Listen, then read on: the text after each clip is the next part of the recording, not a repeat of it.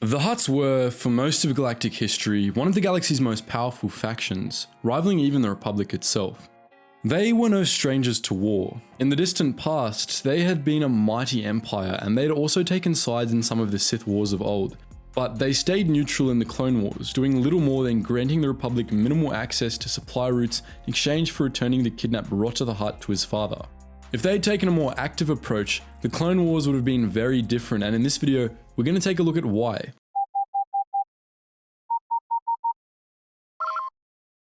Attention, Sergeant on deck! Going into the Clone Wars, there were three major galactic powers: the Galactic Republic, the Confederacy of Independent Systems, and the Hutt Domain. Of them, the Hutt Domain was the most stable and most strategically positioned.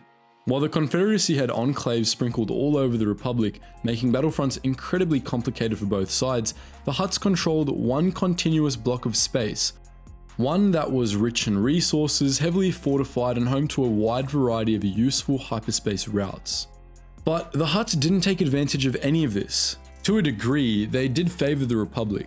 For example, following the kidnapping of Rotter the Hutt and related incidents, the Hutts allowed the Republic to run supplies through Hutt space, and they were also allowed to build a military base on Toydaria, a world in Hutt space. But there were limits to both of these measures. The Republic wasn't allowed to send invasion forces through Hutt space, for example, or use the Toydaria base for similar purposes. Aside from these measures, the Hutts stayed out of the Clone Wars. From the perspective of the ruling Hutt Council, the reason for this was simple: it was more profitable. The Hutt Domain, after all, was a less legitimate government and more of a front for the Hutt Cartel, the galaxy's most powerful crime syndicate. They had no interest in getting involved in the Clone Wars because there was no way for their criminal enterprises to profit from it. Instead, they conserved their resources and didn't involve themselves much with the outside galaxy, right up until the Yuuzhan Vong came knocking a few decades later. But if they did have an interest in getting involved in the war, then they would have been capable of completely changing the dynamic of the Clone Wars. Consider the state of the regions immediately bordering Hutt space. The largest enclave of separatist space stretched like a dagger from the Tyon cluster out onto the rim to the expansion region.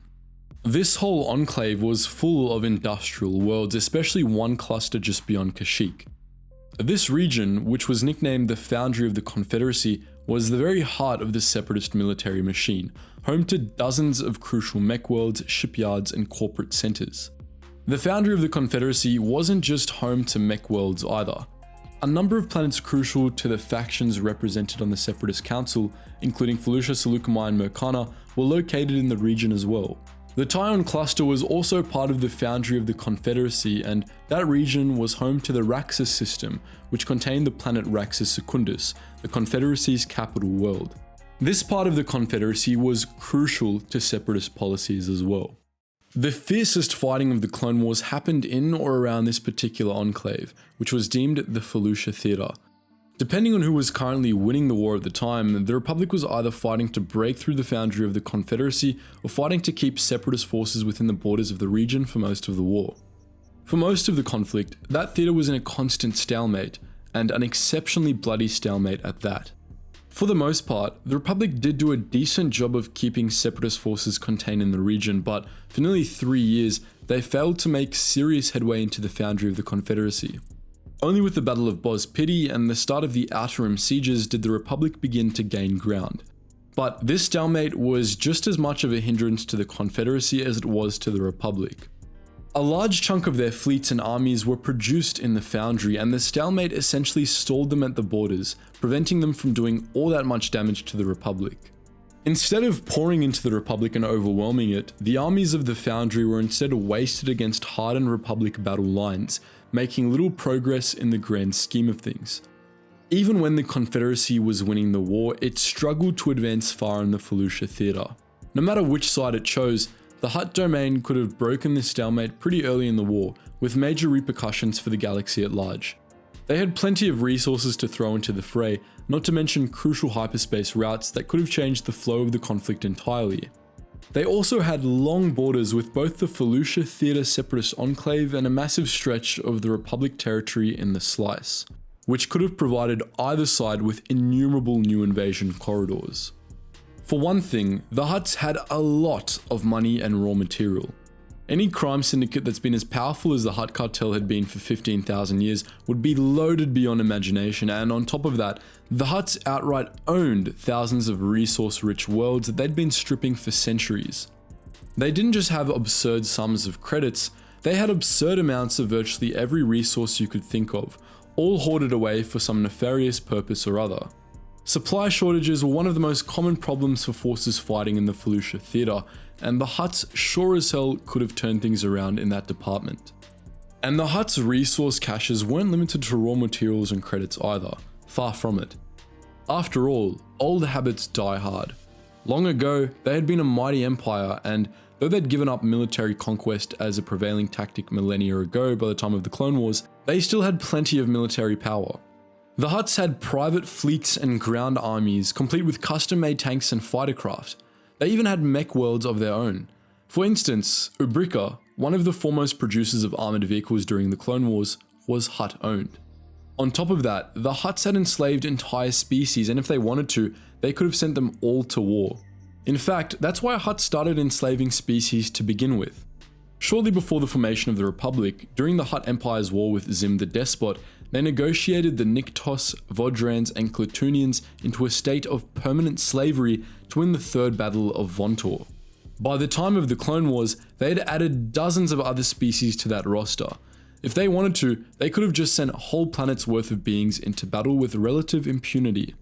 But the most important thing the Hutts had was hyperspace routes. Hutt space was nearly as well mapped as the core worlds, and many important hyperspace routes led through the region. The Shag Pabol, Kaga Run, Holliston Run, and Pandor Spur stretched out from the core of Hutt space into the southern slice, giving the Hutts a wide variety of easy trade routes, or invasion corridors. The well-known Utmian Pabol led from Nal Hutta to Kashyyyk, while Pabol Hutta led from Nal Hutta right into the Tyon cluster, the heart of the Confederacy. The Pabol Hutta in particular would have been invaluable for the Republic, but even after the incident with Rota, they apparently weren't allowed to use it, likely because it led through the Buntana Hutta. Also known as the Garden of the Hutts, Buntana Hutta was the central region of Hutt space, home to the clan throne worlds and off-limits for outsiders. If the Hutts had sided with the Confederacy, it would have meant the end of the Republic. The Republic survived the Clone Wars largely because it was able to split the war in the Rim into a northern and southern front. The stretch of the slice that lay between the two fronts was mostly untouched by the conflict, but the Hutts would have put an end to this. With full access to Hutt routes, the Confederacy would have had dozens of vectors along which to attack the Republic, and it would have been impossible to contain the armies produced in the foundry of the Confederacy. They would have swept across the slice and the Republic would have fallen. But if the Hutts sided with the Republic, it would have been the Confederacy that was doomed. Not only would Hutt resources have been a boon to Republic forces fighting in the Fallujah theatre, but the Pabol Hutta would have essentially given the Republic a backdoor to the Tyon cluster. With the Hutts on their side, the Republic would have totally surrounded and rapidly dismantled the foundry of the Confederacy, taking out separatist political leaders in the process. The Confederacy would have fallen apart not long afterwards. So that's how the Hutts could have changed the course of the Clone Wars, but didn't. But what do you think? Would you like to hear more about Hutt space and how it worked? Let us know your thoughts in the comment section below. And if you want to listen to the background music we're playing in this video and other recent videos, make sure you check out the top link in the description below. If you just want to join our wider Geetsly's community, do check us out on our main Discord where you can chat to myself and other Star Wars fans on a daily basis, and our Geetsly's gaming network if you just want to play games with other Star Wars fans. Anyways guys, as always, thank you so much for watching and I hope to see you in the next video.